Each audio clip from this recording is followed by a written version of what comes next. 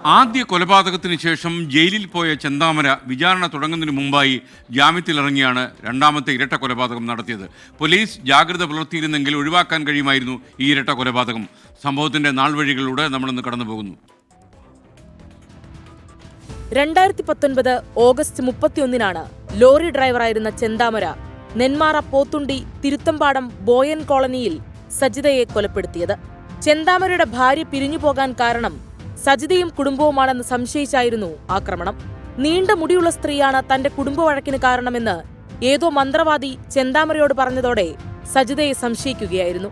കേസിൽ അടുത്ത മാസം വിചാരണ തുടങ്ങാനിരിക്കെയാണ് വിയ്യൂർ ജയിലിൽ നിന്നും ചെന്താമര 2024 നവംബറിൽ ജാമ്യത്തിൽ പുറത്തിറങ്ങിയത്.